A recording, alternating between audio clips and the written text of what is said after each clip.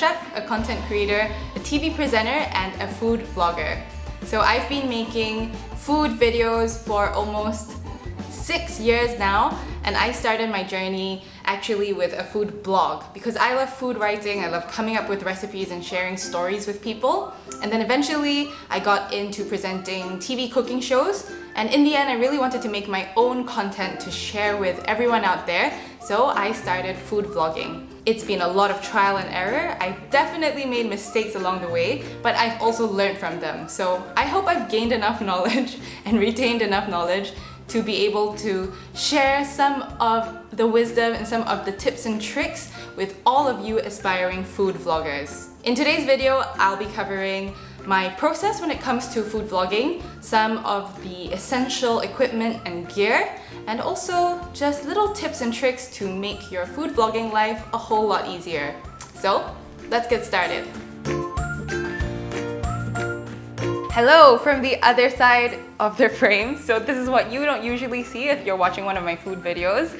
This is the setup that is great for food vlogging. I have my camera. This is a Canon M50 Mark II. It's set up on a tripod, and the tripod is actually on the kitchen island because that makes it close enough to me that I can use this awesome flip out screen to monitor what I'm actually filming. And then behind me, I have a light with a softbox on a light stand.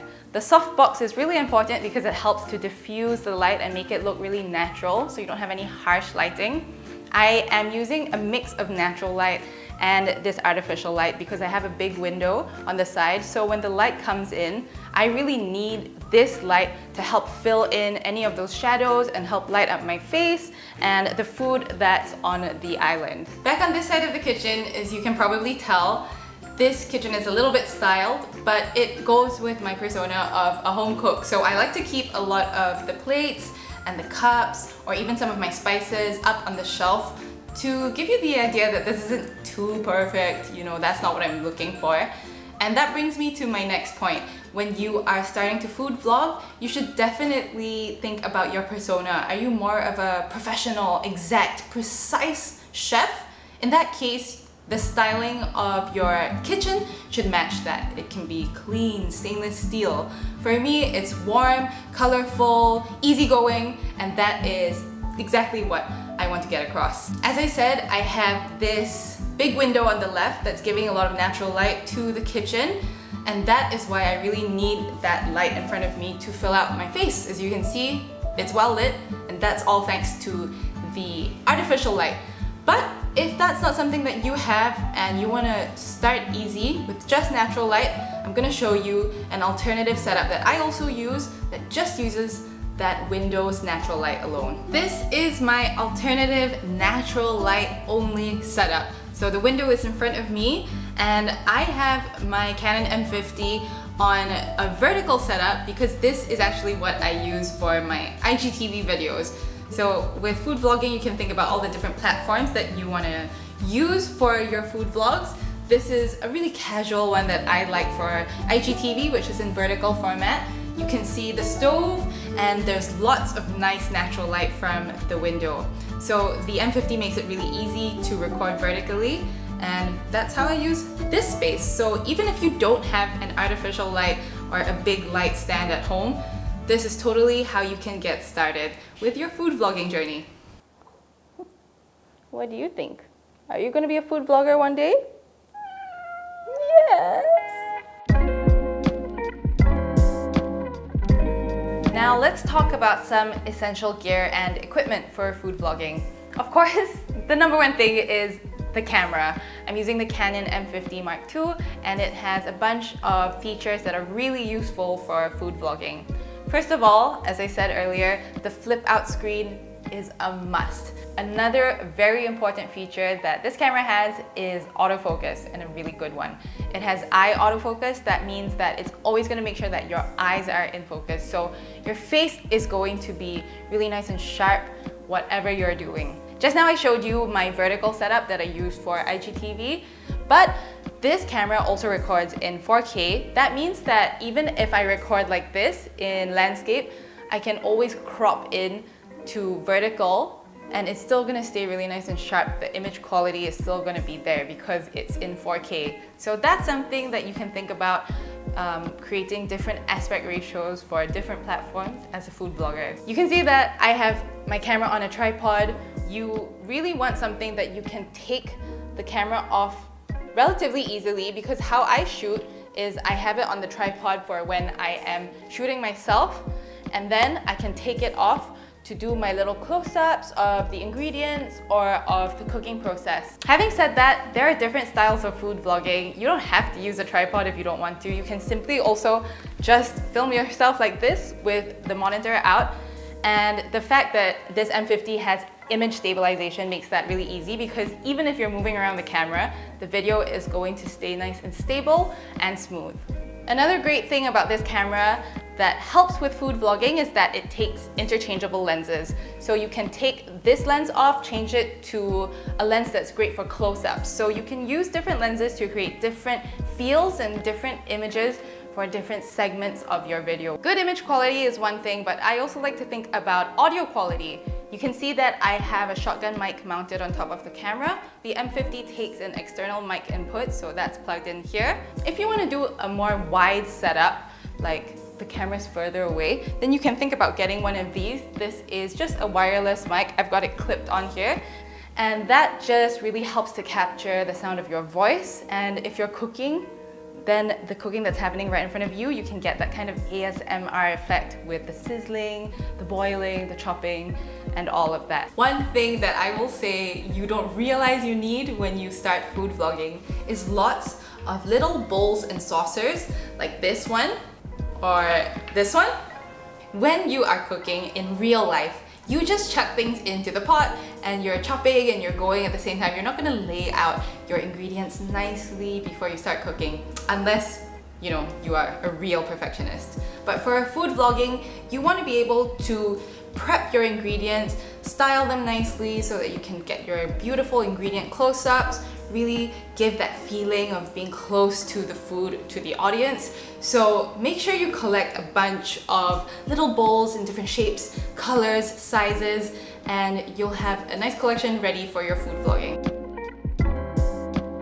My vlogging process starts with collecting lots of inspiration. When I'm browsing social media, I'll do the same thing. Like on Instagram, I have this folder and I basically save all of these ideas that inspire me when I'm getting ready to shoot a vlog.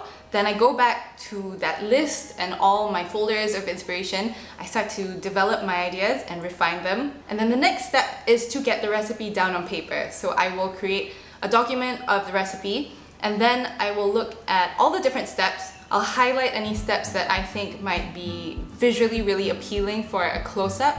I'll highlight some steps or some ingredients that require a little bit more of a detailed explanation. If I think of any interesting tips or interesting facts about certain things that I want to include in the video, then I'll write that down, but only in point form.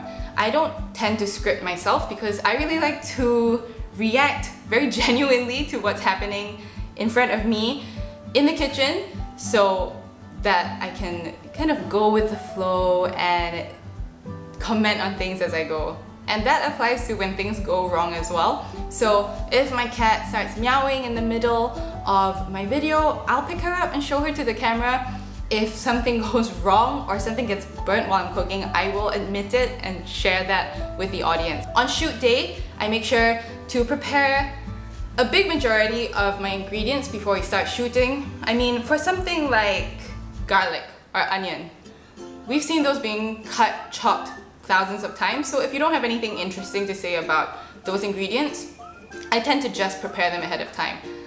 For example though, if I have an ingredient that I really want to talk about, like this green chili padi, I'm going to be making Thai pasta. So I want to tell my audience that they can make it spicy, or they can make it not spicy, or they can make it super spicy. So I'm actually going to prep that on screen so that I can talk about it while dealing with the ingredient.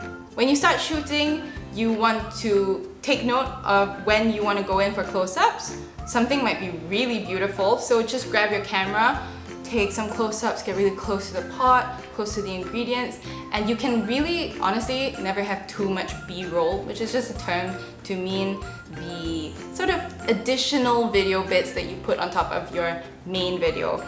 So that really helps with editing when you transition from one scene to another. You can go to a shot of a step or an ingredient, and that just makes the video flow better. Don't forget, we're separated from the audience by this camera. They can see everything, but they're not there with you. So really kind of share your experience with the audience. Describe everything, the smell, the sizzling, even if it smells funny or whatever, comment on that so that they feel like they're right there with you. Now I'm gonna get cooking so I can put all those tips and tricks into practice. Today I'm cooking a dish of Thai pasta with a fried egg. This is 100% my type of dish because it takes Asian flavors and ingredients, combines them with pasta, which I love, and tops it with a fried egg. I mean, you can't get any more perfect than that. To make this dish, we're gonna really make this quick. Get some oil in a wok, and then I'm going to add some chopped garlic, sliced red chili, and if you love spicy food like I do, just snip some of these small green chilies into the wok. It's smelling so good already, and there are only really 3 ingredients in there. Now I'm gonna add some vegetables. I am going to add some green capsicum. I love mushrooms. They are a classic Thai ingredient anyway, so some shimeji mushrooms or whatever you have in your fridge. Some halved cherry tomatoes. And then here's something you don't see in pasta very often. This is chai sim, but any leafy green will do. Season everything with oyster sauce and fish sauce, and then we're going to toss in the just cooked pasta. The last final touch is some beautiful aromatic basil leaves. Just toss them in right at the end, and then we are going to serve this. My Thai pasta is all done. It's smelling amazing. So I'm topping it off with a golden sunny side up fried egg. The all-important beauty shot is the thing that you need to get. I like to put my beauty shot of the complete dish right at the start of the food vlog to really grab the audience, make them realize that this is gonna be a delicious ride, and really draw them in to your video. I hope you've enjoyed all these little tips and tricks that I've shared the entire vlogging process. I just want to say that the most important thing is to really have fun with it. Enjoy the entire cooking and filming process, and that will come across in your vlogs. Think about who you are and really be yourself. Share that with your audience. Think of how you can transport them right into your kitchen by describing those smells, those sights, those tastes, and really bring them into your kitchen and feed them visually. You know what I mean? So I hope that you've learned a little bit about what keeps me going on my food vlogging journey, and I hope that you get started on yours too. Now, if you'll excuse me, it's time for me to taste this beautiful Thai pasta. Look at that.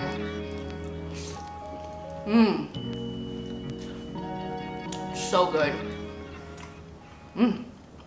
Canon, delighting you always.